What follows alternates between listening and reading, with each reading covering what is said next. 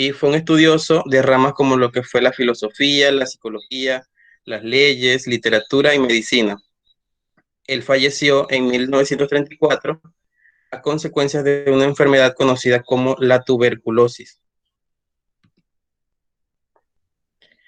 Entre sus aportes a lo que es la educación y la pedagogía, él tomó una posición controversial a lo que fue la corriente conductista, ya que él decía que esto limitaba mucho a lo que era el aprendizaje del ser humano. Por el contrario, entonces, él plantea que el ser humano aprende de diversas experiencias sociales y culturales a través de lo que es la asimilación. También su teoría sociocultural se centra en que el niño aprende e interactúa constantemente con el medio que lo rodea y dice que una de las herramientas más poderosas en el aprendizaje es el lenguaje, ya que esto permite lo que sería intercambiar muchas experiencias valiosas. También Vygotsky expresa lo que es la relevancia del aprendizaje vinculado a la variable del desarrollo humano. Aquí se hace referencia también a lo que es la zona de desarrollo potencial, que es lo que el niño aprende de manera autónoma, perdón, a través de ciertas actividades, y también lo que es la zona de desarrollo próximo, que es aquella donde el niño logra alcanzar nuevos conocimientos a través de la ayuda de los demás.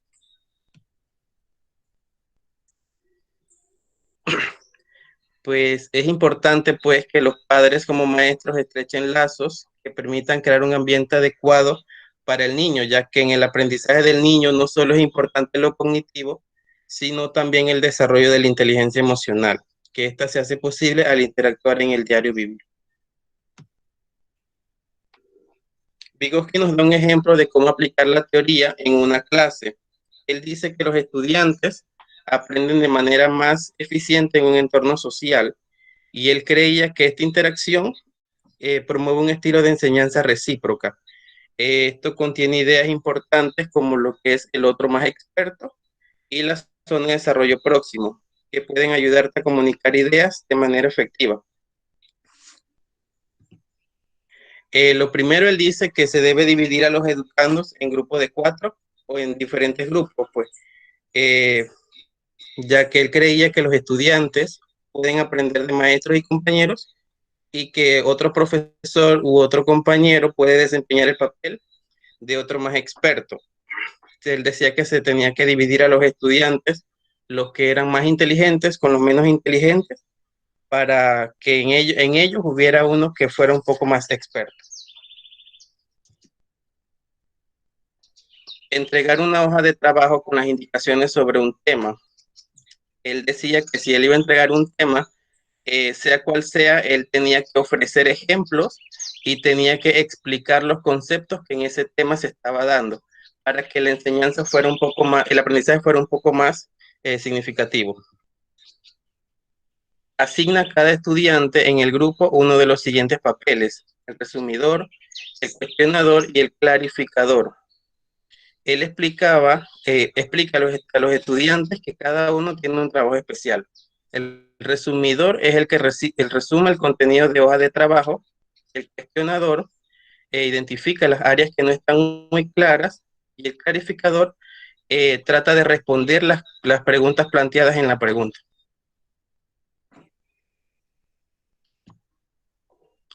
Pide a los educandos que tomen notas mientras leen las hojas de trabajo. Esto anima a los estudiantes para comenzar una discusión después de haber leído la hoja de trabajo, y que hagan alguna nota sobre los puntos relevantes en relación a su rol. Caminar por el aula para determinar si hay alguna pregunta que el estudiante no pueda contestar.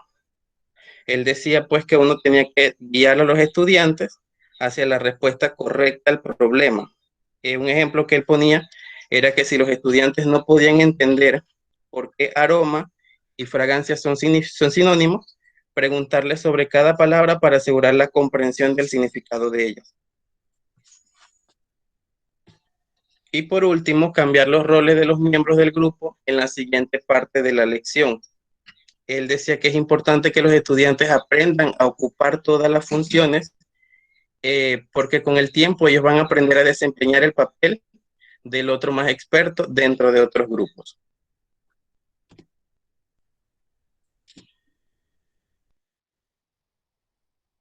Azael Marín, profesora. Azael Marín, profesora. Adelante, Azael. La teoría del aprendizaje, el autor considera que el hombre nace con ciertas características propias de la especie, pero las funciones psicológicas superiores, como lo son la conciencia, la intención, la planificación, las acciones voluntarias, dependen de los procesos del aprendizaje. Para Vygotsky, desde el comienzo de la vida humana, el aprendizaje está íntimamente relacionado con lo que es el desarrollo. Este desarrollo está definido por los procesos de maduración del individuo, aunque es el aprendizaje el que posibilita el despertar de estos procesos. Más adelante le voy a mencionar los 3 procesos de desarrollo pues, que propone Vygotsky. Vygotsky considera el aprendizaje como un proceso de interiorización de la cultura, durante el cual cada individuo da significado a lo que percibe en función de su propia posibilidad de significación. Entonces, para comprender la relación del aprendizaje y el desarrollo, como le decía Vygotsky, entonces propone estos 3 procesos de desarrollo que son la zona de desarrollo próximo, como mencionaba delante mi compañero, esta zona es la distancia entre el nivel real de desarrollo y el nivel de desarrollo potencial, es decir, lo que el niño pueda realizar por sí mismo. Un ejemplo de esto es que el niño tenemos un estudiante, ¿verdad?, que aprende a sumar, valga la redundancia, por suma de 2 cifras. Pero necesita entonces lo que es la ayuda o la orientación de un adulto, que en este caso puede ser su propio padre o el maestro que le está enseñando. Por otro lado tenemos el nivel de desarrollo real, que se corresponde como el momento evolutivo del niño y lo que define como el conjunto de actividades que el sujeto puede hacer por sí mismo, es decir, de una manera autónoma. En este caso ya el niño de 8 años tiene que aprender o sabe pues ya lo que es sumar y restar. Por lo menos esas dos operaciones básicas. Y por último tenemos el nivel de desarrollo potencial, que hace referencia al nivel que podría alcanzar el sujeto con la colaboración y guía de otras personas. Ya aquí se supone porque un niño ya debe si nos enfocamos en lo que es la parte de matemática, ya él debe o debió aprender lo que son las 4 operaciones básicas: suma, resta, multiplicación y división.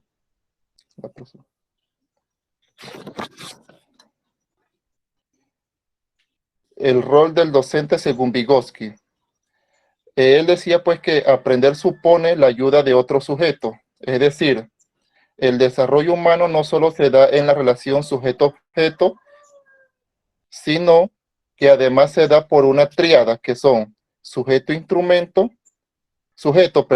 instrumentos mediadores y objeto. Es una relación en la que existe un mediador que a través del diálogo conduce al sujeto hacia su desarrollo. Entonces, ¿qué podemos comprender por esto? Que esta mediación dialógica se da a través del docente, quien debe tener pues lo que es la capacidad de seleccionar estrategias de aprendizaje acordes a estos sujetos que intervengan en lo que es en la zona de desarrollo próximo del estudiante. El profesor es quien debe ayudar a activar los conocimientos previos en el sujeto y estructurarlos, pues proponiendo experiencias de aprendizaje, en este caso ni muy fáciles ni muy difíciles, sino en el límite de las posibilidades del sujeto. Es decir, que en la zona de desarrollo real, con el fin de ampliarla hacia la zona de desarrollo próximo. Podríamos decir también que la idea del maestro influyen mucho en lo que el niño va a aprender y cómo éste lo va a hacer.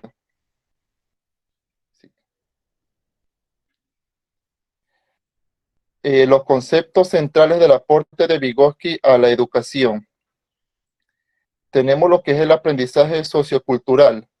Vygotsky en esta parte decía que se basa principal en el, como decimos, ¿no?, en el aprendizaje sociocultural de cada individuo y por lo tanto en el medio en el cual el sujeto se está desarrollando. Tenemos la interacción social, pues es el modelo de aprendizaje que aporta el contexto que ocupa un lugar central y este se va a convertir en el motor de desarrollo del sujeto. La zona de desarrollo próximo, como ya pues habíamos dicho anteriormente, que es la distancia entre el nivel de desarrollo y el nivel de desarrollo potencial. Es lo que el estudiante en el proceso de desarrollo, él va a ir logrando poco a poco, entonces hasta la etapa final. No podemos decir que el individuo se constituye de un aislamiento, sino más bien que se da una interacción donde fluyen los mediadores que guían a lo que es el desarrollo de las capacidades cognitivas. Siempre el niño va a tener una persona que lo va a guiar a desarrollar todos estos potenciales que él en un momento puede llegar a lograr. Aprendizaje y desarrollo son dos procesos que interactúan. El aprendizaje escolar ha de ser congruente con el nivel de desarrollo del niño. El aprendizaje se produce de manera más fácil en situaciones colectivas. Es decir, que en este caso, el niño muchas veces es capaz de aprender mejor en un salón de clase que tratándolo de manera individual. Muchas veces, no todo el tiempo.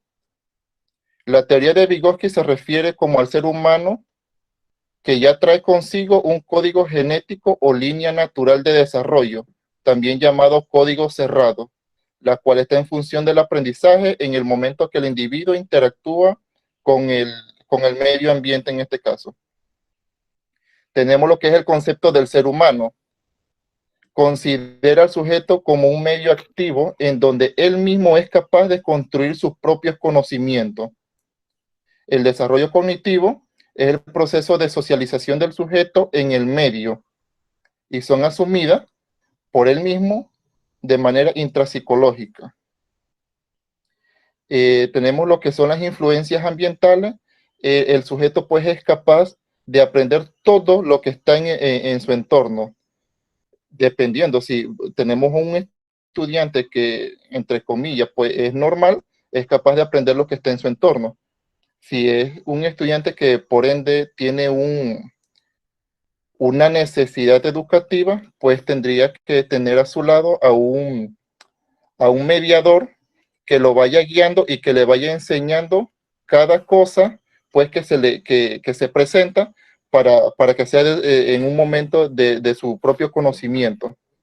Y por último tenemos lo que es el origen del desarrollo y dice que Vygotsky rechaza totalmente los enfoques que reducen la psicología y el aprendizaje a una simple acumulación de reflejos o asociaciones entre estímulo y respuesta. Muchas gracias, profesora. Continúa la estudiante Leslie, la compañera. Adelante, Leslie, para ver si Leslie entró con otro usuario.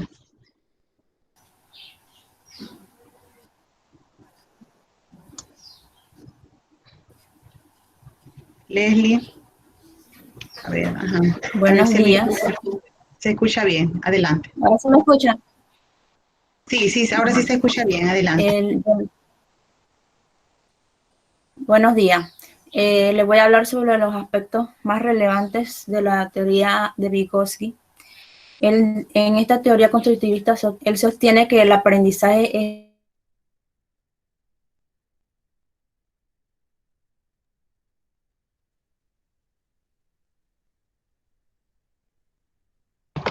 se congeló.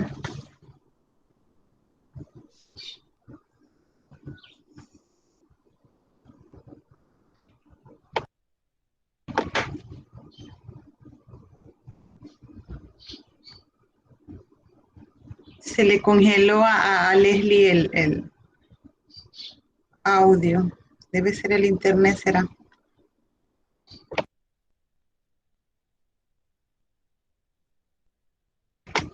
Alguno de los compañeros que le avise que no. No se escucha. Ya le estamos escribiendo, profesora. Sí, vamos a esperar un momentito para ver si...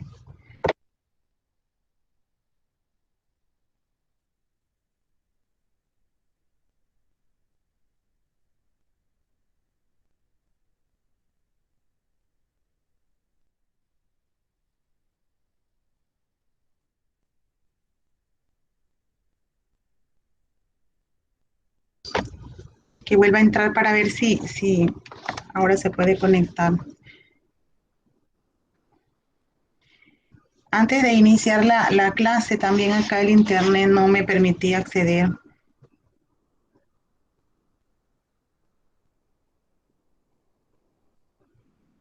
Bien, mientras Leslie se conecta, vamos a hacer un repaso acerca de lo que ya hablaron los dos participantes anteriores acerca de la teoría de Vygotsky, que está basada en lo sociocultural, es decir, que el estudiante aprende mediante la interacción con la interacción social, que coincide con la teoría de Jean Piaget.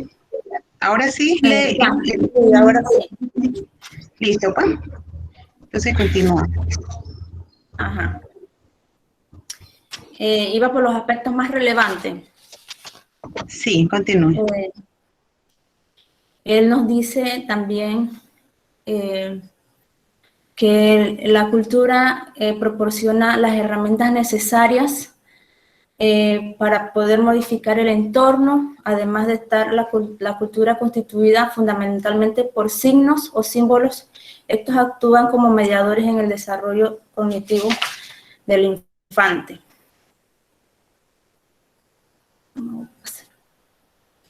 El compañero me los podrá pasar, que acá no tengo problemas.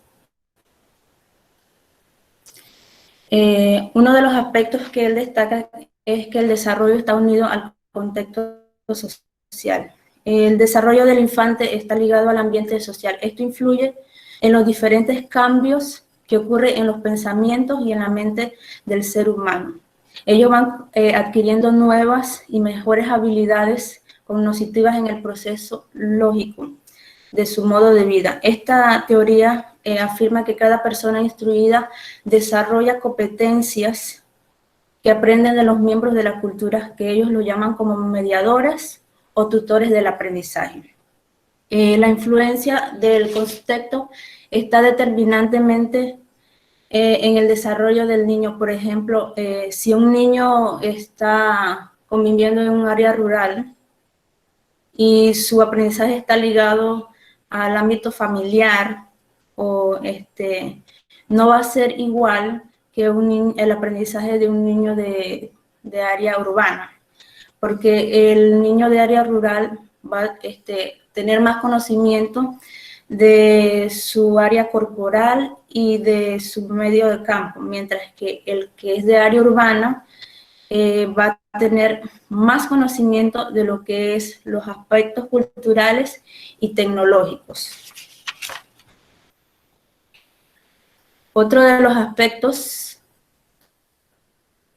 la siguiente, otro de los aspectos que nos habla Vygotsky es que el aprendizaje puede guiar el desarrollo.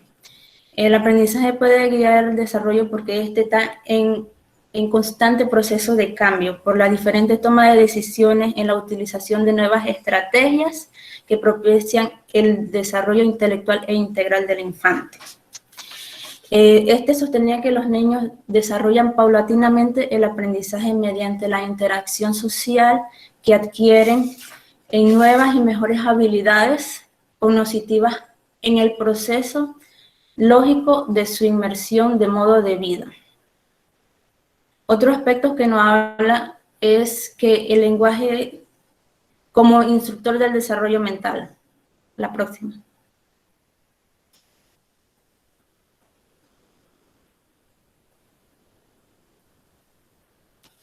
El próximo aspecto.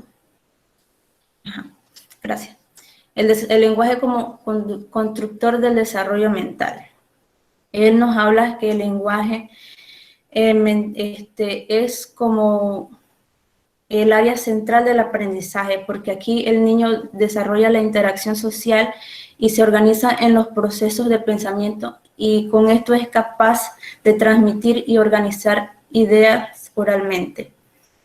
El lenguaje tiene un papel central en el desarrollo mental porque es una herramienta cultural fundamentalmente, porque permite pensar lógicamente y aprender nuevas conductas. El otro aspecto es que destaca la zona del desarrollo próximo al juego. Él destaca este aspecto como parte primordial donde el infante interactúa, y es una actividad a través de la cual el pequeño introduce y participa en el mundo de la actividad que lo rodea. Definió que la distancia entre el nivel de desarrollo real y potencial determinado en la resolución de problemas bajo la guía de un adulto o en la colaboración de compañeros más expertos. Nos dice que la teoría de Vygotsky acentúa mucho un papel fundamental en la interacción social, porque para él el desarrollo de la cognición está firmemente centrado en la comunidad, porque juega un rol fundamental en el proceso del desarrollo del infante. Gracias. Bien, gracias al grupo de Lev Vygotsky, que nos habló sobre el aprendizaje o la teoría sociocultural del aprendizaje. Es importante señalar que la teoría anterior, que era la teoría cognitiva, y la teoría sociocultural ahora de Vygotsky, han sido de gran influencia en la educación, puesto que ambos modelos teóricos o pretenden alcanzar la explicación de cómo adquieren habilidades y conocimientos los niños para interpretar la realidad y resolver problemas concretos. Entonces, en la primera teoría de Piaget, el aprendizaje se centra en el niño como agente activo del conocimiento, ya que sustenta que debe de construir su aprendizaje, y en el de Vygotsky comprende el aprendizaje del conocimiento que viene o resulta de la interacción con el medio social y de la cultura. Vamos a continuar entonces con el grupo de las inteligencias múltiples de Howard Gardner, que es uno de los estudios más recientes, una de las teorías más recientes en cuanto a la explicación del aprendizaje. José Mendoza, Catherine, Miranda, Osvaldo. Adelante. Buenos días. Sí, sí, le escucho. Sí. Bien, primero voy a esperar que el joven José nos coloque las diapositivas, por favor, sí. Si me escucha mi compañero. José, entonces empezar a hablar. José va a proyectar. Ajá, correcto, el proyecto. Sí. ¿Sí está en línea? Es que acá no alcanzo a notarlo. Sí, ya voy, ¿me escuchan? Sí, ok, correcto. Ya voy.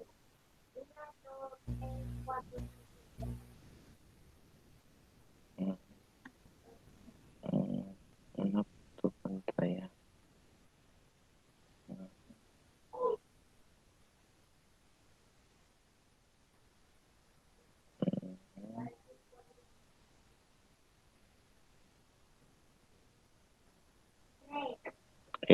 ¿Ahora sí les aparece? No. No, todavía no. No. No. Es que acá me aparece dejar de compartir, ¿no? Ya, ahora sí está compartiendo. Sí. Ahora. Ok. Buenos días nuevamente, profesoras y compañeros. A mi grupo conformado por José Jiménez, Osvaldo Miranda y mi persona Catherine Mendoza, nos tocó desarrollar la teoría de las inteligencias múltiples. Primero que nada, antes de poder hablarle sobre esta, les haré una pequeña reseña de su creador. José, para que pases a la número 3 ya. Ok, a la 3. A la imagen 3. Ok. Ok, ahí. Para poder hablarles sobre la teoría en sí, haré una pequeña reseña de quién fue su creador o de quién formuló esta teoría. Howard Gardner nació el 11 de julio de 1943 en Estados Unidos. Estudió en Harvard. Él se orientó más bien fue por la psicología y la neurología. Se basó en capacidades cognitivas en menores y adultos. A partir de esto fue que formuló la teoría que hoy conocemos como las inteligencias múltiples. La siguiente, compañero, por favor. ¿Qué son las inteligencias múltiples? Bueno, las inteligencias múltiples son el reconocimiento de habilidades y capacidades. En los años 80, Howard revolucionó a nivel mundial la teoría de las inteligencias múltiples. Para él era una expresión plural. Es de ahí su propuesta de inteligencia múltiple, es decir, diversidades de capacidades humanas. La siguiente, compañero, por favor. Bien.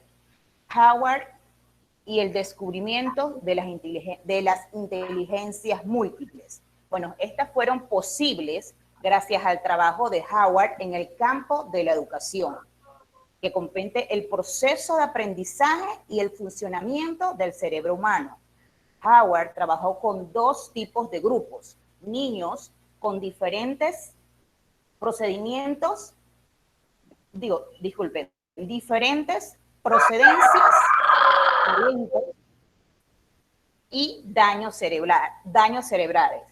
Al estudiar con estos niños con daños cerebrales, él descubrió que era lo más relevante, o sea, donde ellos tenían la lesión, donde sucedió la lesión, o sea, que ahí se encuentran las fortalezas y las debilidades, o sea, que se puede perder,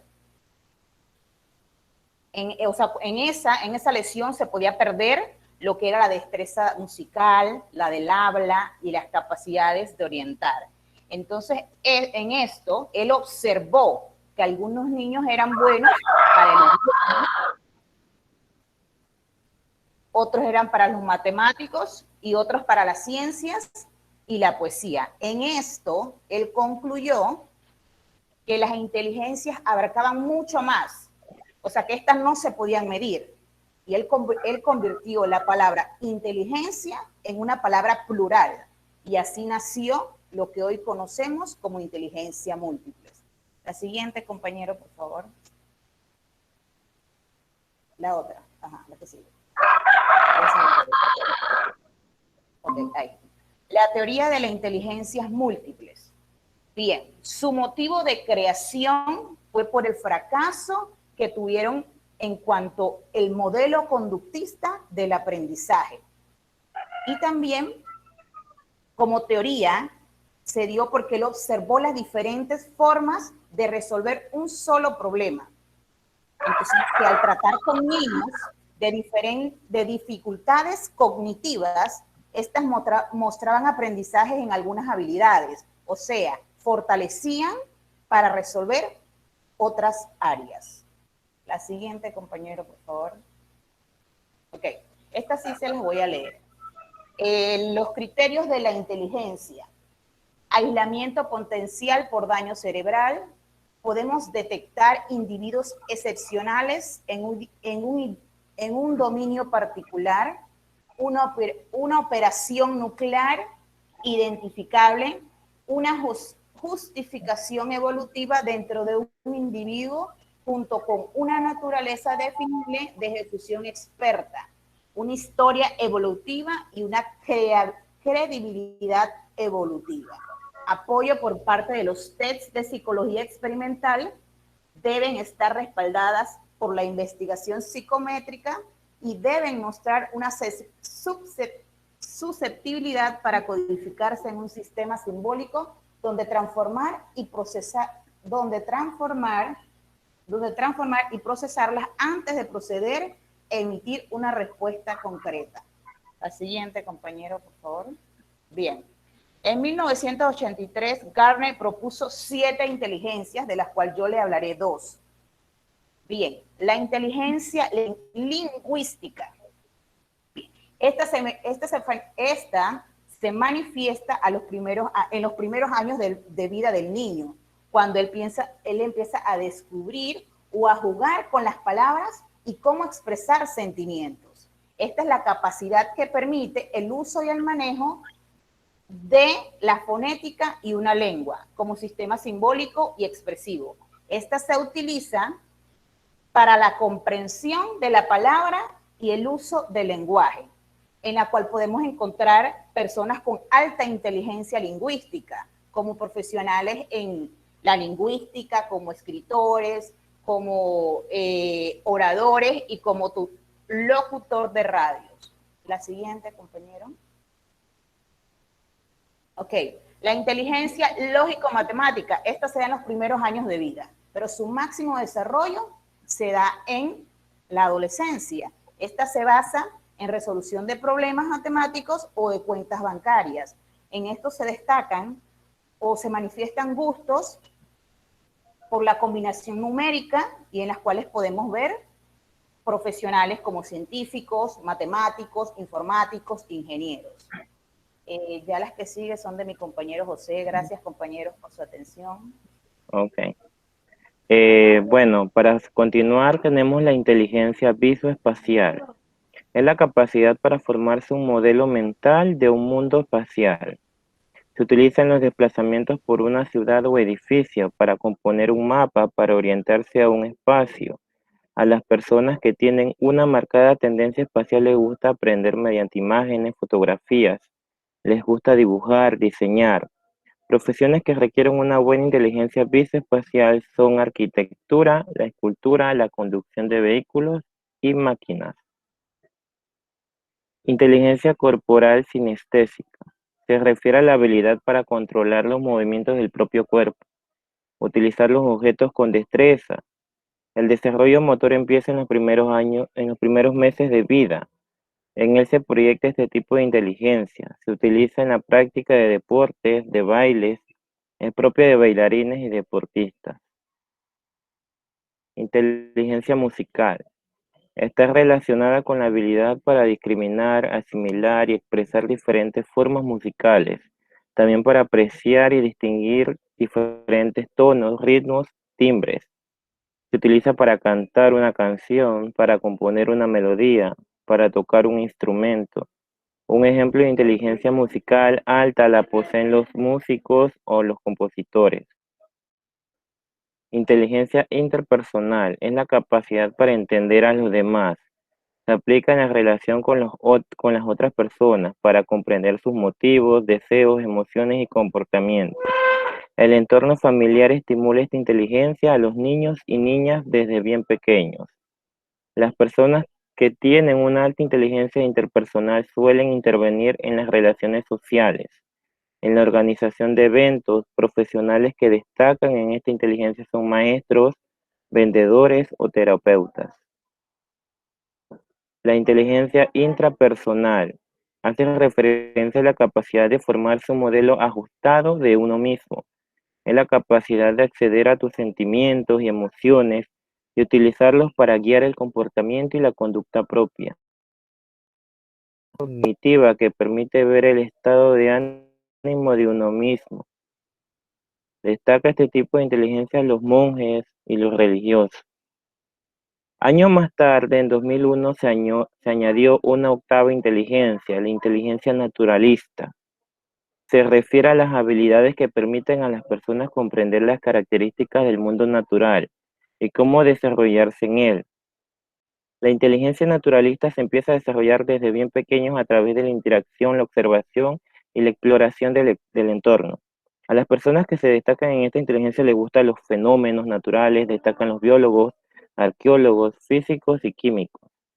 En 2005, Gardner señaló la posibilidad de una novena inteligencia, la inteligencia existencial o espiritual.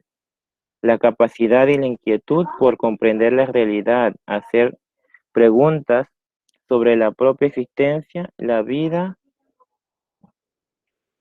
El papel del colegio y del maestro respecto a las inteligencias múltiples. El educador debe ser un buen evaluador y comprender todas estas características. debe hacer una exploración previa a sus alumnos para descubrir la naturaleza y la calidad de las inteligencias que va a trabajar. Los colegios deben usar estrategias metodológicas creativas e innovadoras que generen procesos de enseñanza y aprendizaje, unos aprendizajes significativos y adecuados a cada niño o niña. Para que estos aprendizajes sean significativos, se debe partir de las necesidades e inquietudes individuales y se debe tener en cuenta el momento de desarrollo en el que se encuentran. El maestro debe dominar diferentes herramientas que puedan ayudar a los distintos alumnos a adquirir un conocimiento, trabajando un mismo tema a partir de diferentes técnicas y estrategias. Por otro lado, debe potenciar la participación de los niños en sus propios aprendizajes. Debe tener una actitud activa. ¿Cómo evaluar las inteligencias múltiples? Armstrong 2000 propone maneras de obtener información para evaluar las inteligencias múltiples de los alumnos. La primera es la observación. Observar los comportamientos de los niños y niñas en el aula, en su día a día, nos puede dar una información muy valiosa. Lista de control. Un registro donde anotar las diferentes observaciones. Elaboración de documentos. Se pueden fotografiar a los alumnos mientras están demostrando sus inteligencias múltiples. Y hasta hacer videos. Revisión de los informes escolares. Es un elemento que nos puede ser de mucha utilidad al inicio del curso para ver cuáles son las inclinaciones de cada alumno en las diferentes inteligencias. Hablar con los profesores y padres. Los profesores especializados en algunas asignaturas nos pueden dar información valiosa de alguna inteligencia en concreto, como por ejemplo el maestro de educación musical, que nos podrá facilitar la información referente a la inteligencia musical. Los padres han visto crecer a sus hijos y los han visto abordar diferentes situaciones que implican utilizar cualquiera de las inteligencias. Preguntar a los alumnos. Son los expertos de su propia persona. A través de conversaciones grupales o entrevistas individuales podemos obtener mucha información. Organizar actividades especiales. Si utilizamos las inteligencias múltiples en las aulas en diferentes ocasiones, tendremos infinidad de momentos para evaluar las inteligencias. A continuación, mi compañero Osvaldo. Adelante, Osvaldo. Buenos días, ¿me escucha? Sí, se le escucha. Continúe. Acá vamos a ver la competencia básica relacionada con la inteligencia múltiples. Competencia básica número 1, la comunicativa, lingüística y audiovisual. Inteligencia múltiple, la inteligencia lingüística. Habilidades que desarrolla comunicación, relación, búsqueda y recopilación de información, diálogo, lectura, escritura y también la escucha. Estrategia de aprendizaje, narraciones orales, actividades de biblioteca, diarios personales, debates, entrevistas, programas de radio, representaciones teatrales, tocar instrumentos, asistir a conciertos, juego de palabras, interpretación de texto, utilización de diccionario y escritura cooperativas. Competencia básica número 2, cultural y artística. Inteligencia múltiple, inteligencia visoespacial, inteligencia musical. Habilidades que desarrolla la imaginación, la creatividad y la cooperación, iniciativas y planificación. Estrategia de aprendizaje, cómics, videos, películas, composiciones visuales, mapas mentales y conceptuales, símbolos gráficos. Variedad de lenguaje, cantar los temas trabajados, tocar instrumentos, identificar sonidos ambientales, modificar canciones, concurso de canciones, inventar diálogos de instrumento musical.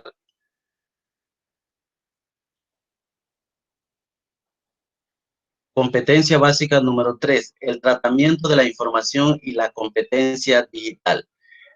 La inteligencia múltiple, inteligencia lingüística, lógico-matemáticas, musical, visoespacial, naturalista, intrapersonal, interpersonal y corporal sinestésica. Habilidades que desarrolla en esta área, buscar, obtener y procesar información digital, tratamiento y análisis de la información, organizar y relacionar la información, estrategia de aprendizaje que utiliza ordenadores, DVD, proyectos multimedia, procesadores de texto, juegos y programas de ordenador, programas de gráficos y estadísticas. Competencia básica número 4, la competencia matemática. Inteligencia múltiple, lógica matemática, habilidades que desarrolla la inducción, deducción y clasificación, y también aprenden a calcular. Estrategia de aprendizaje, rompecabezas, lógicos, cálculos, juegos matemáticos, plantearse hipótesis, invención de problemas y mapas conceptuales. Competencia básica número 5, aprender a aprender. Inteligencia múltiple, interpersonal, habilidades que desarrolla la atención, la concentración, memoria, comprensión, expresión lingüística y curiosidad. Estrategia de aprendizaje, grupos cooperativos, juego de mesa, debates y dramatización. En la competencia básica número 6 tenemos la autonomía e iniciativa personal. Inteligencia múltiple que encontramos en esta área sería la inteligencia intrapersonal. Habilidades que desarrolla autoestima, control emocional, imaginación, iniciativa y cooperar, también la empatía. Estrategia de aprendizaje, autoevaluación, portafolio, educación emocional, actividades de concentración y diario personal.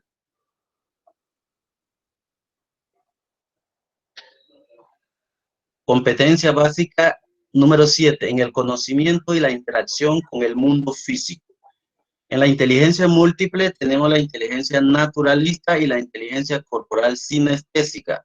Habilidades que desarrolla en esta área. Tenemos la autonomía, la iniciativa personal, investigación, observación directa, elaborar hipótesis, espíritus críticos y analizar. Habilidades motrices, resistencia, fuerza, velocidad, flexibilidad y agilidad, coordinación, estrategia de aprendizaje, actividad en el entorno natural, cuidado de plantas o mascotas en el aula, excursiones diarios de observaciones, proyectos de dramatizaciones, manipulación, mímica, fabricación de material, expresión corporal, aprender manipulando, experimentando, por ejemplo, la corporación corporal kinestésica. Competencia básica número 8, la competencia social y ciudadana. En esto área tenemos la inteligencia múltiple, que sería la interpersonal e intrapersonal. Habilidades que desarrolla la participación, toma de decisiones, habilidades sociales, relacionarse, valorarse a sí mismo, expresarse, diálogo, resolución de conflictos y reflexiones críticas. Estrategia de aprendizaje utiliza en este caso el diálogo, las negociaciones, debates y asamblea. La inteligencia múltiple en la educación y su influencia. En esta parte, nosotros como docentes tenemos conocimiento, pues, según Howard Gardner, que la inteligencia múltiple y su vínculo con la educación. La teoría de la inteligencia múltiple tiene implicaciones incuestionables en la educación de los niños. Cada persona tiene su propio perfil de inteligencia, donde cada uno de los tipos de inteligencia tiene un peso determinado.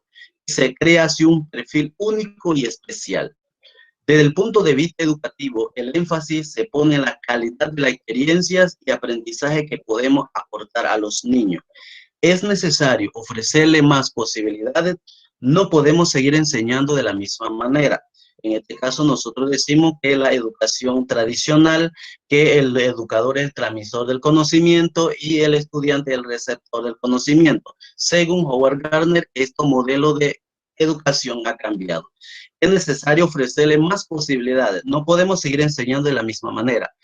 Porque la enseñanza tradicional se ajusta al modelo de inteligencia tradicional, en una concepción que no recogía la complejidad de la mente humana. En las escuelas, la educación del niño ha de incluir actividades técnicas, medios de evaluación, que abarquen los diferentes tipos de inteligencia, en la sociedad de la tecnología, tenemos muchos recursos para introducir nuevos modelos. Por ejemplo, la música, la película, permitir que los niños hablen, que se expresen con su cuerpo o con la música, que hagan categoría, etcétera. Todo lo que los niños puedan realizar. ¿Cómo aplicar la teoría de la inteligencia múltiple en las escuelas? La teoría de la inteligencia múltiple propone una educación personalizada, o sea, centrado en cada estudiante, con el fin de que pueda desarrollar sus potencialidades en el aula o en casa. No hay, por lo tanto, un único medio o recurso posible, sino que podemos aprovechar múltiples recursos. Lo aconsejable puede ser dividir el aula en rincones de aprendizaje que permitan dar respuesta a todas las inteligencias. Esto depende de la creatividad del docente, organiza el rincón de aprendizaje del estudiante. Por ejemplo, si queremos enseñar los signos de puntuación, punto, punto y coma, podemos establecer diferentes espacios que ayuden a todos los alumnos a comprender estos conceptos y cómo utilizarlos correctamente, como vemos en la imagen. ¿Cómo aplicar? Desde la inteligencia matemática son cajas para clasificar oraciones en las que se use cada signo de puntuación. De la musical, asignando un sonido a cada signo y usando a leer frase o texto. De la inteligencia corporal sería hacer el signo con nuestro cuerpo. De la inteligencia interpersonal se puede hacer una obra de teatro donde cada signo es un personaje. De la inteligencia intrapersonal podemos pedirles a los niños que reconozcan situaciones de su vida que han supuesto un punto y final, cambio de etapa educativa y una coma, la hora de recreo, o un punto y coma, las vacaciones de verano. Desde la inteligencia espacial podemos asociar los signos de puntuación a intervalos temporales. Por ejemplo, la coma, que es una pausa corta, puede asociarse a una hora, el punto y coma algo más largo. Puede ser un día y el punto toda una semana. También podemos dibujar los signos de puntuación y hacer un mural en que pegar frases y situaciones que recojan cada signo. De la inteligencia lingüística sería suficiente colocar los signos de puntuación en un texto y que los alumnos practiquen después con otro texto en lo que falten, para que ellos los coloquen correctamente. Para la inteligencia naturalista podemos relacionar cada signo de puntuación con un animal o un ser vivo, dependiendo de la duración de su vida. Una coma puede ser una mascota que tiene una vida de varios días. El punto, como puede ser un perro o un gato, cuya vida está en torno a los 15 años. Y el punto y una persona que disfruta de una vida más larga. Muchas gracias. Bien, muchas gracias al grupo de Howard Gardner de las inteligencias múltiples. Como hemos podido observar y escuchar en esta presentación, este autor, Howard Gardner, propone las inteligencias múltiples, que son muy importantes, sobre todo en la didáctica, porque nos permite buscar aquellos métodos y técnicas aplicables a la enseñanza para que el niño pueda desarrollar o adquirir los aprendizajes de acuerdo a sus habilidades y capacidades. Sabemos que esta teoría de las inteligencias múltiples ha hecho grandes aportes también para que como docentes podamos observar aquellas habilidades y capacidades de los estudiantes, ya que todos no aprenden de la misma forma y que algunos se destacan en otros aspectos. Algunos estudiantes son muy buenos con la memoria y otros son muy buenos realizando procedimientos. Entonces tenemos diversas capacidades en el aula que son representadas por nuestros estudiantes en sus habilidades. Muchos se destacan en el canto, en la poesía, y sabemos que en lo que es la enseñanza primaria, siempre a veces queremos obligar a los estudiantes a que reciten una poesía, y todos no lo van a hacer de la misma manera, porque algunos tienen la habilidad para eso y otros no.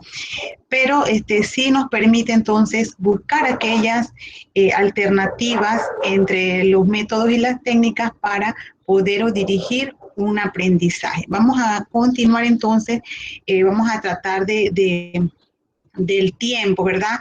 Recordar que no pueden pasarse más de 5 minutos porque si no el tiempo no nos va a alcanzar. Entonces el grupo de Skinner, si se encuentra preparado, Kimberly Ortega, Lady Pinzón y Bioris Robles para que inicien su presentación. Voy a poner el cronómetro acá para llevar el tiempo. Bien, pueden iniciar, compañera.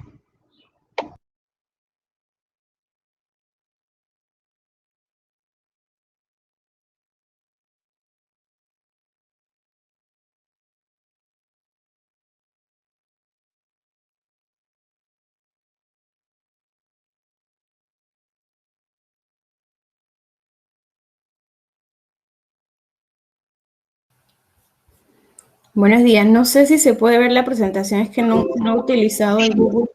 ¿Sí se ve? Sí se ve, ya. Puede ampliarla.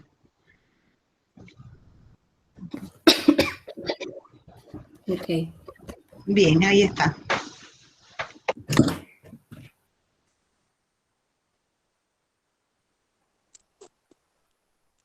Buenos días, compañeros, profesora. El grupo integrado por Kimberly Ortega y Lady Pinzón y mi persona, Bioris Robles, les va a hablar acerca de la teoría de Skinner.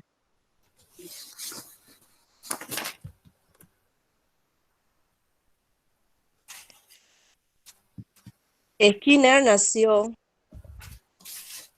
en Pensilvania el 20 de marzo de 1904. Fue un psicólogo, filósofo social, inventor y autor estadounidense. Condujo un trabajo pionero en psicología experimental y defendió el conductismo, que considera el comportamiento como una función de las historias ambientales de refuerzo. Escribió, trabajos controvertidos en los cuales propuso el uso extendido de técnicas psicológicas de modificaciones de conducta, principalmente el condicionamiento operante, para mejorar la sociedad e incrementar la felicidad humana como una forma de ingeniería social. La siguiente. Skinner no es solo una de las figuras históricas más importantes de la psicología. En muchos aspectos, el responsable de que ésta se haya afirmado como ciencia se fuese perfeccionando una herramienta tan útil como la terapia cognitiva conductual. Ahí sus aportaciones a este ámbito no son solo metodológicas, sino también filosófica y conductismo radical. A pesar de no ser ni mucho menos hegemónico, actualmente permitió, entre otras cosas, que en la segunda mitad del siglo XX se fuese perfeccionando una herramienta tan útil como la terapia cognitivo-conductual. La siguiente. El condicionamiento operante, llamado también instrumental y hoy en día análisis experimental de la conducta, se puede definir de la siguiente forma.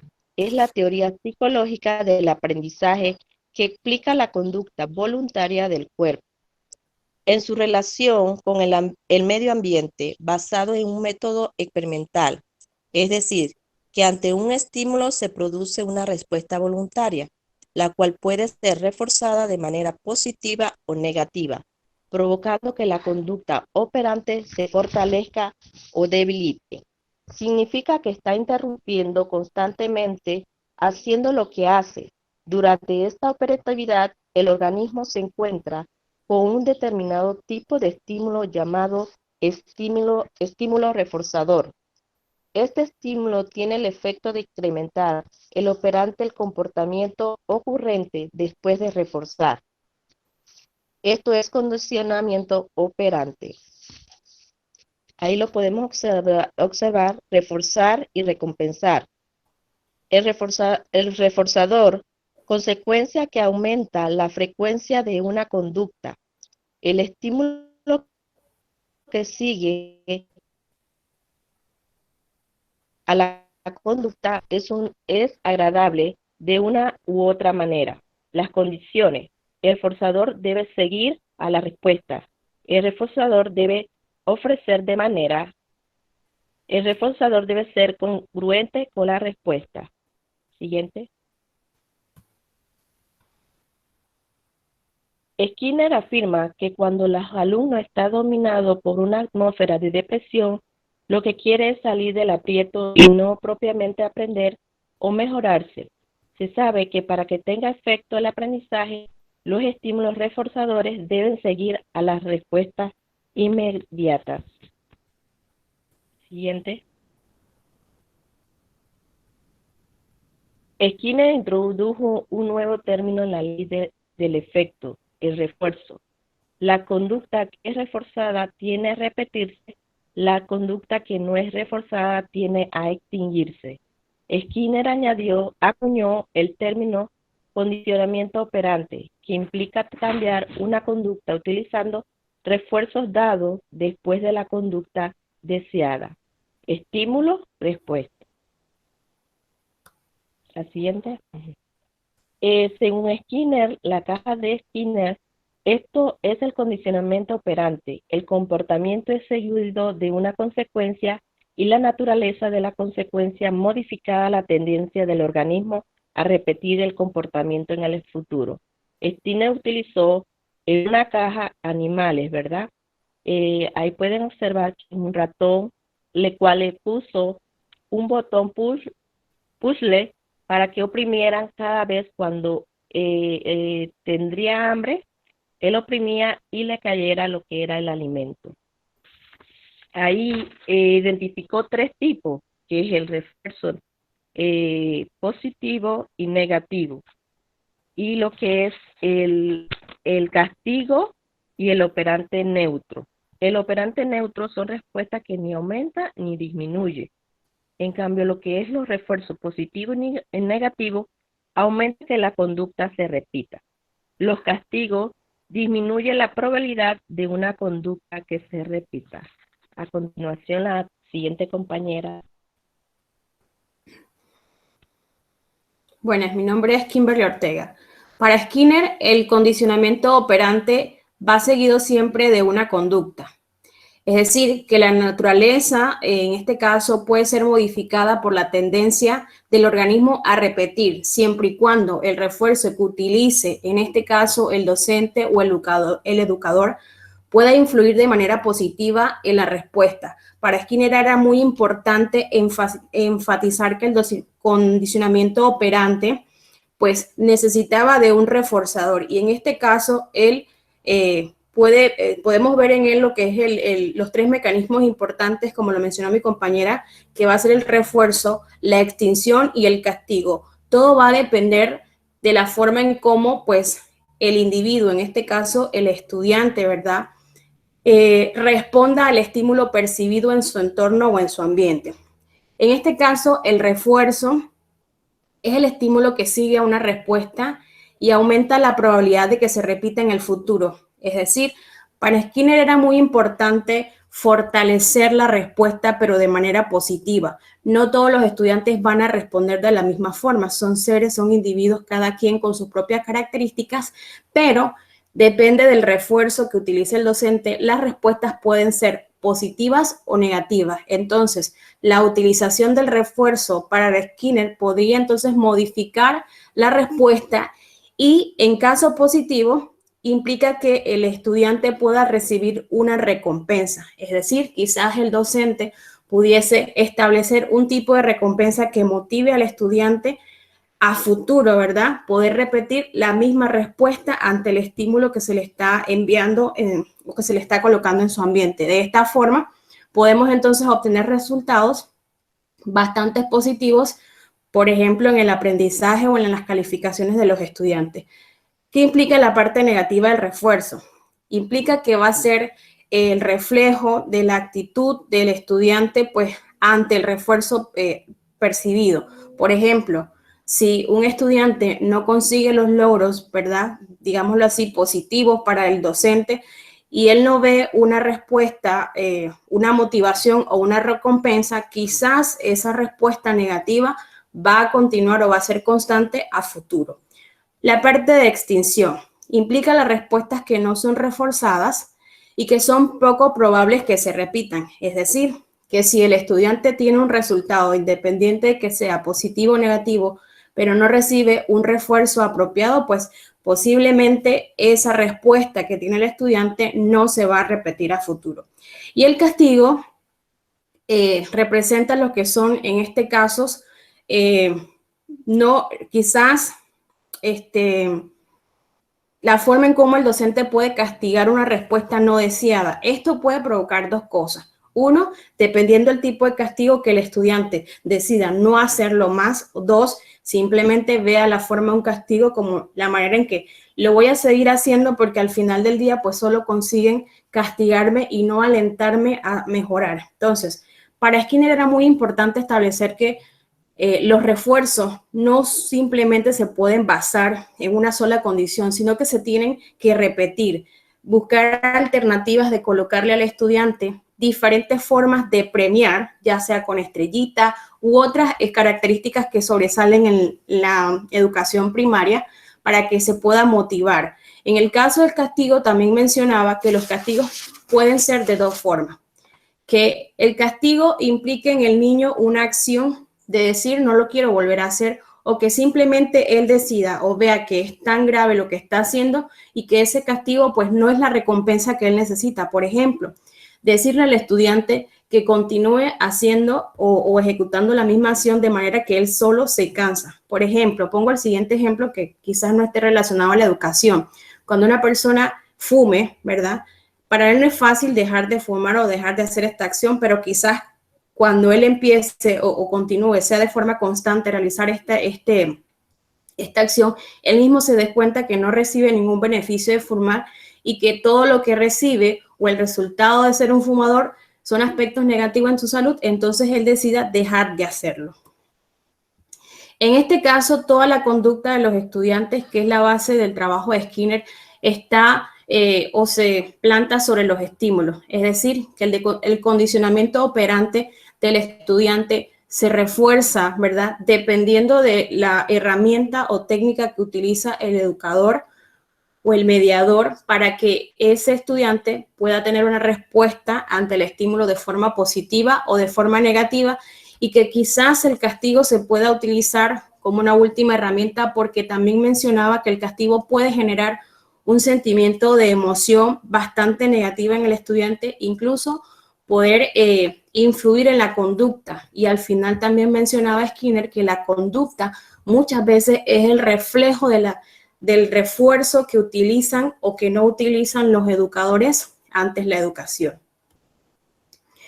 Para él el conductismo estaba siempre determinado por el reforzamiento. El reforzamiento es el contexto utilizado para el refuerzo. La técnica, en mi caso lo veo así, que utiliza este personaje, ¿verdad?, para lograr en el estudiante conseguir una respuesta positiva y que éste se pueda repetir a futuro, mejorando obviamente el aprendizaje del estudiante, y basó mucho sus datos en lo que fue la caja de Skinner, como lo mencionaba mi compañera, obteniendo resultados a través de la conducta de estos animales. Utilizó palomas y también ratones. La conducta humana. Skinner, al poner de manifiesto a través de su condicionamiento operante que la conducta es manipulable, logró que su teoría fuese introducida en la educación para el proceso de enseñanza-aprendizaje. Los educadores tienen marcada influencia de la teoría conductista operante, ya que para ellos el comportamiento de los estudiantes es una respuesta a su ambiente, pasado y presente, en lo cual todo ese comportamiento es aprendido. Es decir, que el estudiante muestra la conducta dependiendo, ¿verdad?, del proceso presente y el proceso pasado. Entonces es muy importante el rol que juega el educador ante la conducta del individuo, porque el estudiante muchas veces ve en el refuerzo de esa oportunidad para seguir y para mejorar. Entonces el educador tiene que establecer, fomentar herramientas técnicas diversas, porque como había mencionado, pues los estudiantes no van a actuar o responder siempre de la misma manera. Cada uno puede tener un área de oportunidad diferente y el educador siempre debe tomarlo en cuenta, pues, para que ese estudiante no vea un refuerzo como una oportunidad de desmejora, sino que pueda ver todas esas estrategias que utiliza el educador para mejorar siempre. Las posiciones más comunes adoptadas por los profesores dentro de los centros escolares. Estas podrían ser los refuerzos que pueden mejorar, ¿sí?, el aprendizaje y el resultado ante el estímulo que percibe cada estudiante. Por ejemplo, utilizar premios en las calificaciones, stickers, motivar al estudiante para mejorar y no ver siempre una calificación como algo negativo. Sacaste un 3 y al día siguiente sacaste un 3,2, pues no estás mejorando. No, alentar al estudiante siempre a mejorar y a continuar. Cada estudiante debe ser calificado en base a los estándares de aprendizaje que la profesora traza para los estudiantes por igual. Es decir, no se puede plantear siempre una sola estrategia atendiendo que todos los estudiantes no van a responder de la misma forma. Como le decía también un compañero en clase anterior, ¿verdad? Cada uno puede tener una área de oportunidad diferente y quizás el docente puede adecuar su estrategia de aprendizaje de tal forma que cada estudiante pueda participar en el aprendizaje, en su propio aprendizaje. Y por último, el currículo debe estar organizado por materias de una manera cuidadosa, secuencial y detallada. Técnicas para cambiar la conducta no deseada en el alumno, del alumno en el centro escolar. En este caso, pues utilizar los refuerzos para obtener las conductas deseadas y de esta manera que estos refuerzos puedan competir contra las conductas no deseadas para poder eliminarlas dentro de la respuesta del estudiante. Debilitar las conductas no deseadas eliminando los refuerzos de estas. ¿Qué quiere decir esto? Que muchas veces el educador no establece una técnica o un refuerzo apropiado y el resultado a ese refuerzo siempre va a ser negativo. Entonces el educador debe modificar esas estrategias o refuerzos de tal forma que él pueda obtener como resultado una conducta positiva en el estudiante. Usar castigos para debilitar la conducta no deseada. Uno de los más importantes aportes a la educación es el aprendizaje programado. Cuando hablamos del castigo, como lo mencioné, hablamos del castigo de forma positiva, que el estudiante vea el castigo como una forma de que no lo debo hacer porque el resultado o el premio que me están dando no es alentador para mí. Pero, como lo dijo Skinner, tampoco utilizarlo de forma constante porque puede ser la conducta también dar en el estudiante un resultado emocionalmente negativo que puede perjudicar la educación de este individuo. Ante la respuesta correcta, se le refuerza con felicitaciones, de tal forma que el estudiante pueda ver un resultado apropiado y decir, pues, puedo seguir mejorando porque, pues, mi docente o mi educador siempre está alentándome a mejorar. En este caso, como le mencioné, quizás darle un premio por sus calificaciones.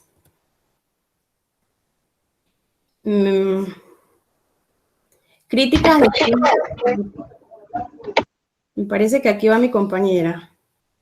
Sí, el tiempo ya también está... Perdón.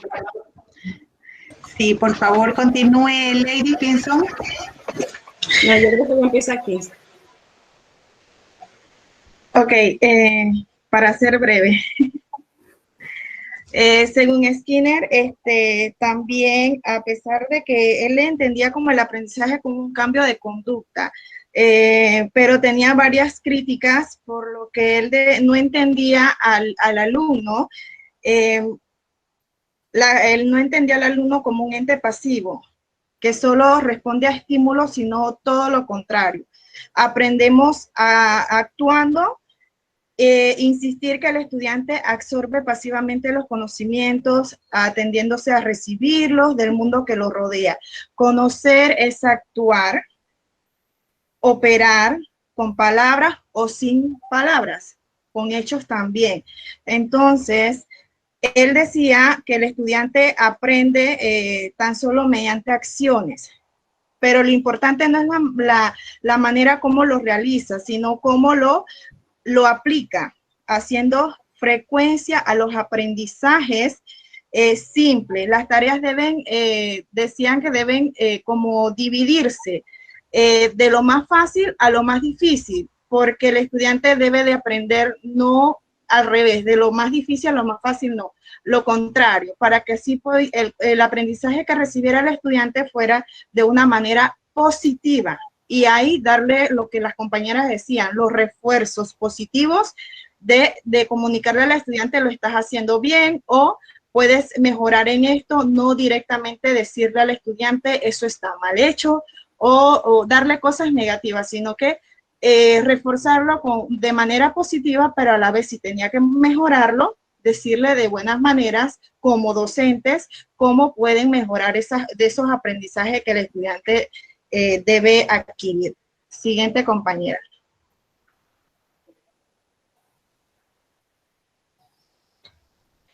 Las respuestas neutrales. Ya para.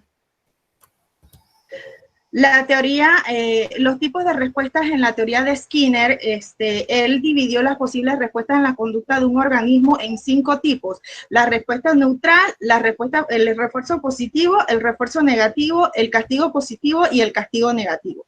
Aunque cada una de ellas tiene un efecto diferente en la conducta del organismo, pero se pueden agrupar en 3 tipos, lo que nos provoca cambios en la conducta, lo que aumenta la probabilidad y de lo que vuelva a producir en el futuro y lo que puede disminuir.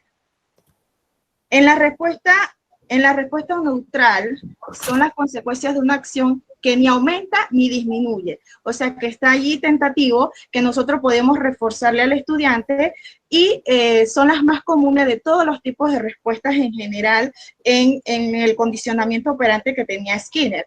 Un ejemplo de ellos específicos, para decirlo así, cuando el estudiante va a exponer un trabajo, a veces cuando vamos a exponer no recibimos respuestas calurosas como aplausos, felicitaciones, simplemente exponemos y regresamos a nuestros puestos y ya, ni muy bien, ni excelente, estuvo perfecto. Entonces, eso es una respuesta neutral que el estudiante, ¿cómo se llama?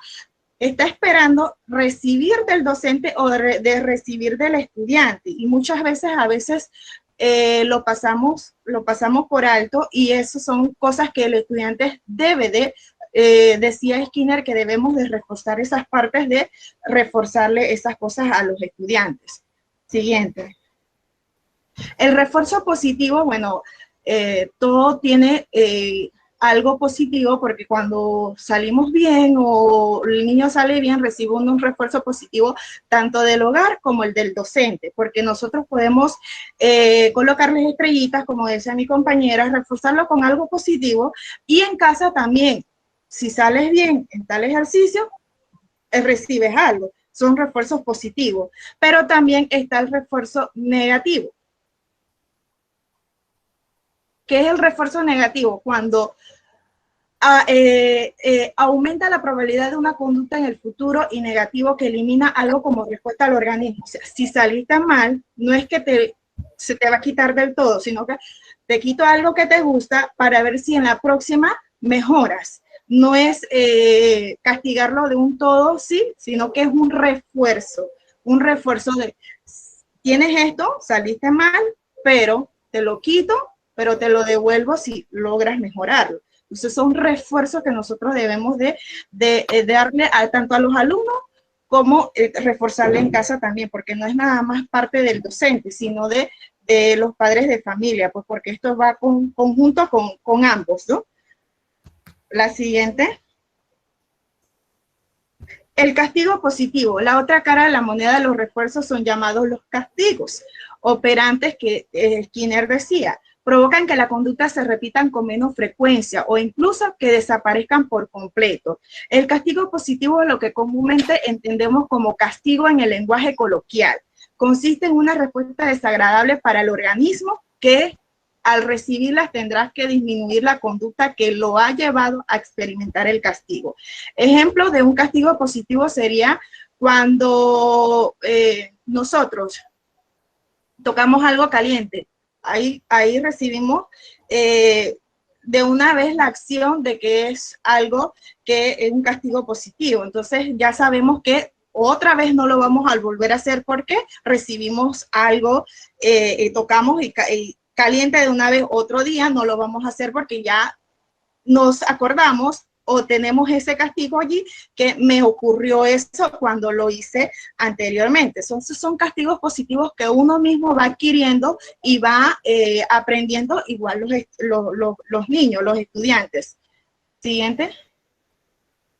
También tenemos el castigo negativo. El castigo negativo es quitar hasta que él mejore. Según Skinner, su función principal es reducir la frecuencia de una conducta. Sin embargo, la forma de castigar al organismo consiste en quitar algo que es placentero para él. Algo que le gusta, se lo quitas. Un ejemplo muy claro es de quitarle un juguete a un niño. Si se porta mal. Esos son castigos que comúnmente nosotros vemos en casa o en el aula de clase. No es ¿cómo se llama? Discriminarlo ni quitarle las cosas buenas que ellos tienen, sino que castigarlo de una manera que él se sienta que para la próxima lo voy a hacer mejor o ya recibía algo de esto, entonces ya tengo que mejorar porque ya me están alertando de que tengo que mejorar estas cosas. Ahí están pues los castigos de dar, quitar, los refuerzos positivos con castigo positivo es dar y quitar castigo negativo con refuerzo positivo. Algo agradable y algo desagradable que no le gusta. Ejemplos de conductas que han sido afectadas por refuerzos y castigos. Bueno, cuando éramos niños, por ejemplo, si hablábamos durante la clase, el profesor nos mandaba a callar o recibíamos una respuesta negativa del profesor, porque uno no podía hablar en clase. Entonces, esos son refuerzos que Skinner decía que no es dar, cortarle de lleno al estudiante de que no puede hacer las cosas, sino que reforzarle cómo lo puede mejorar o cómo lo puede aplicar dentro del aula y fuera del aula de clase. En conclusión, también Skinner se basaba en la conducta humana relacionando o investigando con animales su famosa teoría sobre el comportamiento humano y sus reacciones a estímulos externos por medio de los cuales una conducta es reforzada con la intención de que se repita o se quite de acuerdo a las consecuencias que el estímulo conlleve. La teoría de Skinner también está basada en la idea de que los eventos relacionados con el aprendizaje cambian o modifican nuestro comportamiento y nuestras maneras de actuar de acuerdo a ciertas circunstancias. Estos cambian con el resultado de la respuesta que nosotros demos, de los estímulos que nosotros experimentemos y las respuestas que vienen de acuerdo al estímulo que recibimos cuando estos estímulos son positivos o negativos. Los estímulos son las cosas que nosotros podemos aplicar y recibimos o forma negativa o forma positiva, se entiende a repetirlo o a quitarlo determinadamente, permanentemente, o sea, porque esos estímulos también o lo eliminas completamente o lo sigues repitiendo a un futuro, vas a aplicarlo siempre, entonces vas a cometer siempre el mismo error porque no has tenido un refuerzo por parte ni del docente ni de los padres de familia. El refuerzo, Skinner se basaba más en el refuerzo, que es la palabra clave que usa en su teoría. Reforzar todo aquello negativo, positivo que el estudiante obtenga. La conducta o la personalidad depende de mucho de la manera que cómo actúa y de los resultados que se vayan obteniendo de los objetivos que se tengan fijado dentro del aula de clase, ya sea en la vida cotidiana o, como yo les digo, dentro del aula de clase, porque nada más no es lo que hablaba de Skinner, nada más no es dentro del aula de clase, porque todos esos refuerzos se pueden aplicar en casa. Que si nosotros como docentes aplicamos esos refuerzos en el aula de clase, pero el estudiante llega a la casa, es como si no estuviéramos haciendo nada. Entonces, siempre ir de la mano con el padre de familia y el docente de esos refuerzos uno trata de mejorar, que se vayan mejorando día a día para que ellos no vuelvan a cometer los mismos errores y ir mejorando poco a poco. Muchas gracias. Bien, muchas gracias al grupo de Skinner de la teoría de conductista o del conductismo, en donde se destaca el aprendizaje como la adquisición de hechos y habilidades y conceptos a través de una práctica guiada, es decir, en donde el docente era el que dirigía el proceso de enseñanza-aprendizaje para que el estudiante lograra los conocimientos. Entonces, esta teoría, una de las características más importantes o que más se destacan de esta teoría era que se trataba de predecir y controlar la conducta de forma empírica y experimental en el alumno, y que la enseñanza se plantea o se presenta como un programa que modifica la conducta del alumno. Bien, vamos a continuar entonces con la teoría de David Ausubel, con Santos Elsa, Enelda Villar y Elacio Batista. Les reitero el tiempo, tratar de ajustarse al tiempo. Adelante. ¿La compañera puede dejar de presentar? Ay, no sé.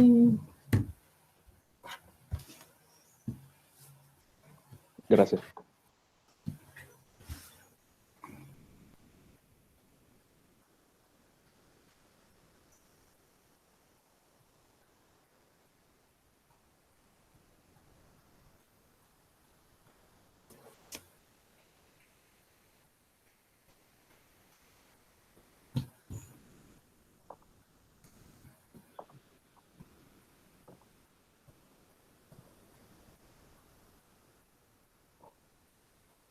Buenos días. El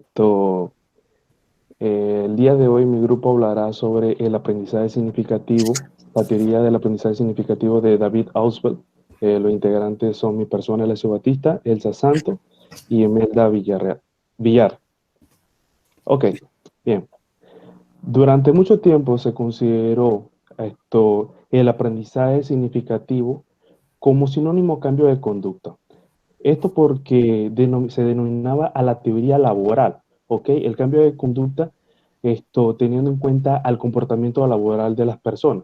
Sin embargo, hoy en día podemos afirmar con certeza que el cambio, ¿verdad? No es lo único que se aprende durante la habilidad humana, sino que la experiencia, lo que lleva a un aprendizaje cognitivo para llevar a una actividad.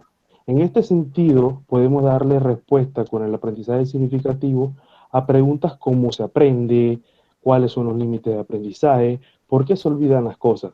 Sin embargo, hay una serie de factores que pueden estar involucrados, en la cual David Ausubel puso en marcha durante su estudio de la teoría. ¿Ok?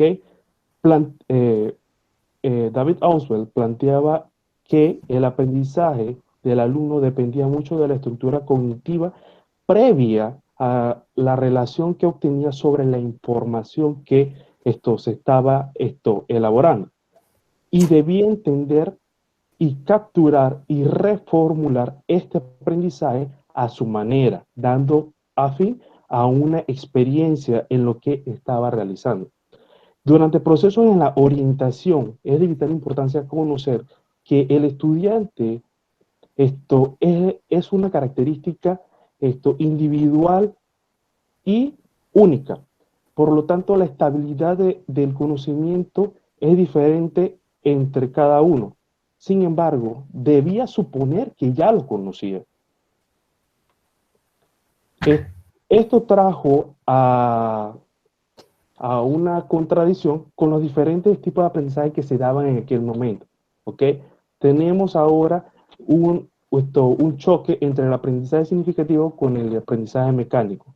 El aprendizaje significativo, básicamente debemos suponer de manera no arbitraria que ya el estudiante lo sabe. ¿Ok? O sea, que ya tiene un conocimiento previo a lo que le vas a dar. Sin embargo, esto debes presentárselo de tal manera que debe considerar que el aprendizaje o el nivel de aprendizaje que va a obtener, esto va conforme a la relación que va a obtener de esa información y transformarla y reorganizarla. Sin embargo, cuando hablamos del aprendizaje mecánico, El aprendizaje mecánico es todo lo contrario, ¿ok? Debemos suponer que el estudiante no lo conoce, que lo que le vamos a presentar de tal manera no puede ser cambiado, tiene que ser con una información que ya tú conoces, y el alumno debe obtener eso, asimilarlo y reproducirlo de tal manera. Como ejemplo de ambos significados, ¿verdad? El estudiante de la izquierda que está realizando un aprendizaje significativo obtiene la información de la flor y se imagina un campo de flores, o se imagina un rosal o algo diferente a lo que está viendo. Sin embargo, en el mecánico tiene que aprenderlo y reproducirlo así mismo como está. Por ejemplo, las leyes, un poema, teoría científica, ecuaciones matemáticas, y entonces entraba en un choque entre los dos aprendizajes. ¿Ok? Cuando hablamos de aprendizaje por descubrimiento y por recepción, para Ausubel, el significado de este tipo el significado de aprendizaje por recepción, el contenido o motivo de aprendizaje que se presenta al alumno en su forma, se presenta en su forma final. ¿Okay? La recepción del contenido es lo que le vas a dar. Por ejemplo, se incorpora un material y a su vez, tiene que asimilarlo de tal manera. Sin embargo, cuando hablamos de aprendizaje por descubrimiento, lo que se va aprendiendo no es en su forma final, sino que el estudiante toma la información, lo va incorporando su conocimiento, lo va reproduciendo, lo va reorganizando a su manera, a como él lo va captando, así llegando a una forma final por su propio medio. El aprendizaje por descubrimiento involucra que el alumno debe reordenar esta información de tal manera que el educador pueda ser capaz de brindarle la información y él capturarla y reproducirla a su manera. A continuación, mi compañera Elsa. Sí, buenos días, profesora, compañero. Hoy me voy a hablar sobre el tipo de aprendizaje que clasificó David Ausubel. Dice que el tipo de aprendizaje significativo es el aprendizaje que involucra modificación y evolución de las nuevas informaciones, así como la estructura cognitiva. Existen tres tipos de aprendizaje. El aprendizaje de representación. El aprendizaje de representación es más elemental, el cual depende de los demás tipos de aprendizaje. Consiste en la atribución de significado a determinados símbolos. Al respecto, Ausubel dice que ocurre cuando se iguala el significado, símbolo arbitrario con su referente. Esto quiere decir que el símbolo del aprendizaje se presenta generalmente cuando el niño, por ejemplo, la palabra pelota, el niño está percibiendo en ese momento, en ese instante que el docente le está mostrando. El niño no sabe más nada. El siguiente aprendizaje es el aprendizaje por concepto. Esto se define por objetos, eventos, situaciones con criterios comunes y se designa mediante algún símbolo o signo, que son a través del proceso. ¿Cuáles son los procesos? El proceso de formación y el proceso de asimilación. ¿Qué es el proceso de formación? El proceso de formación son características del concepto que son adquiridas por una experiencia directa. Ejemplo, el niño, la pelota, está percibiendo el concepto y la palabra. Y también interactúan pues jugando, y a través de eso va formando más conceptos. La asimilación es cuando el niño mediante involucra más vocabulario, distinguiendo colores, tamaños y tratando así, asimilándola así, que en cualquier momento que ellos vuelvan a ver el mismo objeto, ya ellos saben que es una pelota que está percibiendo en ese momento. Disculpa, un momentito. ¿Logran ver la presentación? No, ¿La no la No, diapositiva? no, la diapositiva no la estás pasando. Debes de ponerla en presentación. Oh, Saliste, déjate de compartir. ok, ahora sí logran verlo. Sí.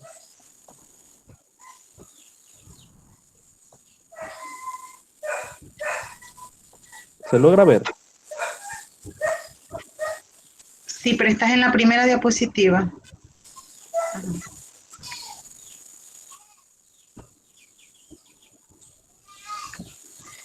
Tipo de aprendizaje significativo es la que está presentando. Continúe, Elsa.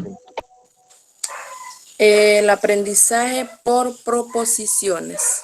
Sí, pues, si el compañero puede enfocar la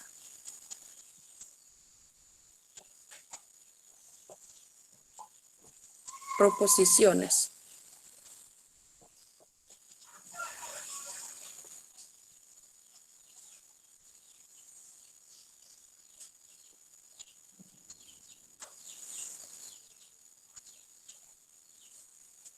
Compañero, proposiciones, del otro aprendizaje.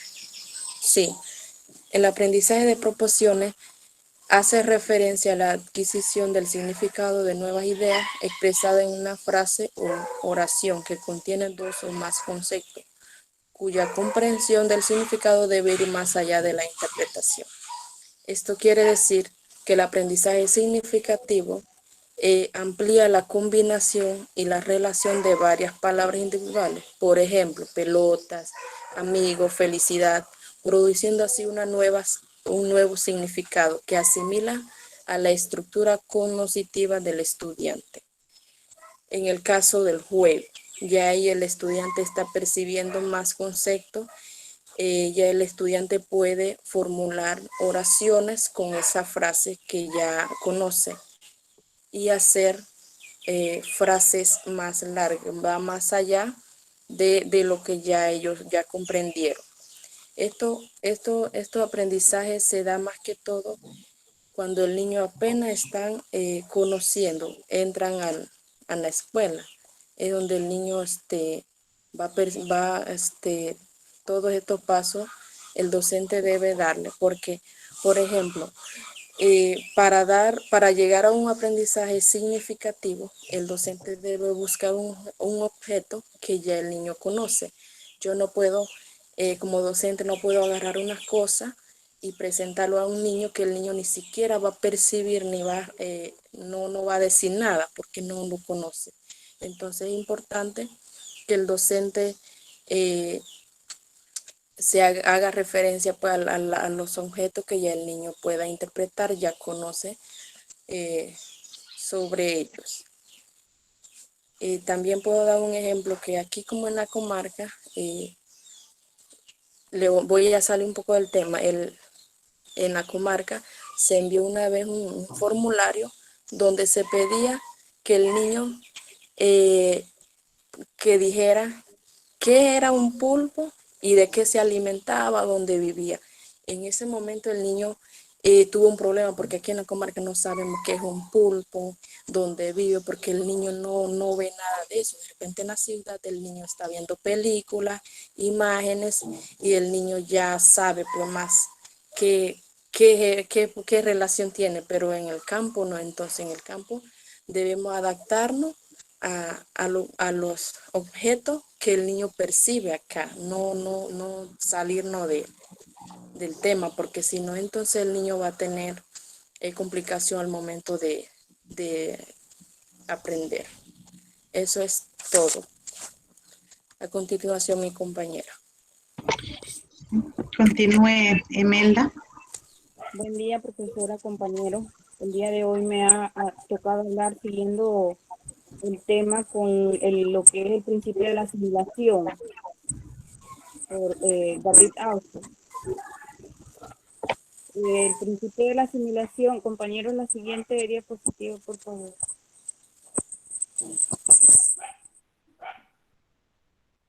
El principio de la asimilación, según Austin, se refiere a la interacción entre el nuevo material que se está aprendiendo y la estructura cognitiva ya existente. ¿Me escuchan? Sí, se escucha, continúe. Esta interacción de la información nueva con las ideas pertinentes que existen en la estructura cognitiva propician una asimilación.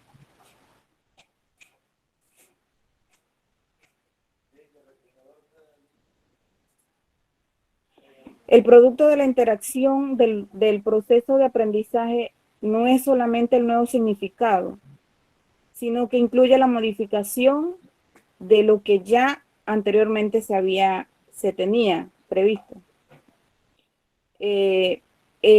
Siguiendo con esto, un ejemplo donde se puede adquirir el aprendizaje por asimilación es que si como docente queremos enseñarle al alumno el concepto de cambio de fase, en este caso se debe poseer el concepto de lo que es la fase del calor.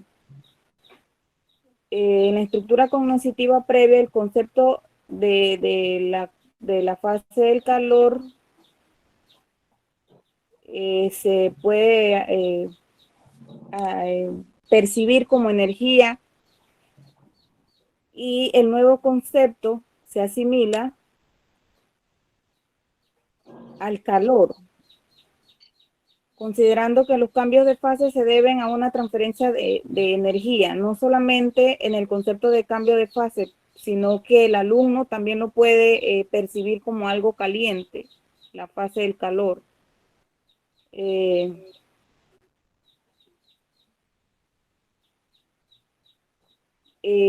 Para tener una idea más clara de cómo los significados recientes asimilados llegan a estar disponibles, durante el periodo de aprendizaje, Ausubel plantea que esto dura cierto tiempo y son disociables, por lo que pueden ser reproducidos como entidades individuales, lo que favorece la retención.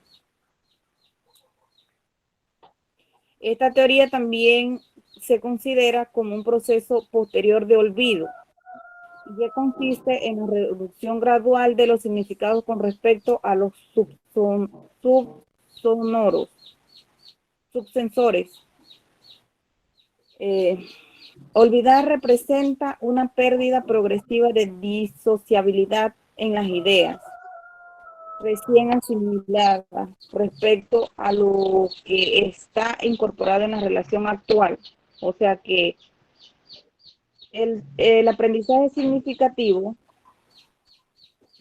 por asimilación es algo que ya teníamos, que ya se tenía conocimiento, pero un nuevo conocimiento es asimilado y se reestructura de una forma en la que es el mismo conocimiento, solo que desde un nuevo contexto.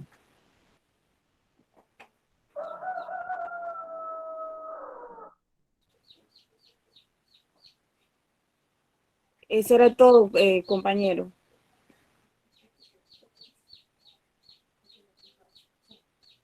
Porque no había presentado. Bien, gracias a los compañeros del grupo del aprendizaje significativo de David Ausubel, en el que la principal característica es la de que el alumno siga aumentando y perfeccionando el aprendizaje que ya tiene.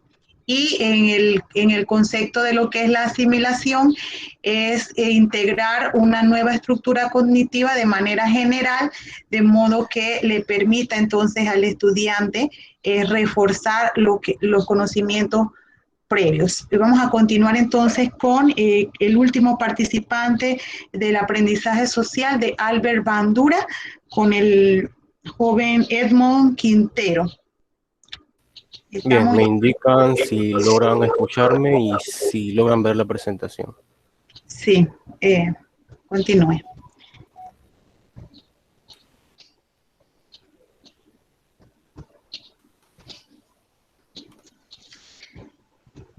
¿La logran ver? Ya está presentando, sí. Bien, trataré de ser Un lo momentito más que breve se posible. cargue. Son 5 minutos que tiene. Sí. Ajá. Bien, Bien. listo. A mí me tocó hablar sobre la teoría del aprendizaje social. Esta es una teoría conductista, fue desarrollada por Albert Bandura, y esta teoría se apoya en la idea de que los individuos aprenden en entornos sociales por medio de la observación y de la imitación del comportamiento que observan. Esta teoría también refuerza la idea de que el individuo se ve afectado por la influencia de otras personas. En esta teoría se da lo que es la participación de dos personas, el modelo, que es quien realiza la conducta determinada, y el sujeto que va a realizar la observación de dicha conducta y cuya observación entonces va a determinar el aprendizaje. El autor con esta teoría también explicaba que sería muy peligroso si las personas aprendieran solo a base de su experiencia, como se creía anteriormente, en lugar de que sea a través de observar a otros y aprender de sus acciones. Por ejemplo, si un alumno está copiando en un examen y el profesor lo castiga, los compañeros pueden aprender que ese tipo de acciones está mal por ver las consecuencias de las acciones de su compañero. También este autor explicaba que afortunadamente en la mayoría de los humanos el comportamiento se aprende de manera observacional a través del modelado. O sea, al observar a otras personas se forma una idea de cómo se realizan los nuevos comportamientos y en ocasiones posteriores esa información serviría como guía para la acción. El modelado está basado, fundamentado principalmente en 4 principios, que sería el principio de la atención, la retención, la reproducción y la motivación. En la atención, para aprender es necesario estar enfocados. Especialmente en el caso de los niños y de los jóvenes, ellos si ven algo novedoso o diferente, es más probable que presten más atención. En cuanto a la retención, se refiere a internalizar la información que acaban de aprender y almacenarla como recuerdo. En cuanto a la reproducción, se refiere a reproducir esa información que se retuvo anteriormente y utilizarla cuando sea necesario. Por ejemplo, cuando se realiza, digamos que un examen. Y la motivación no es más que el interés de hacer las cosas. Esta motivación se puede originar cuando observamos que otra persona es recompensada o reprochada por hacer o no algo. Esto va a motivar al observante a querer imitar lo mismo o tratar de evitarlo. La importancia de esta teoría radica más que nada en que se puede modificar, inhibir o instalar conductas en beneficio de los estudiantes.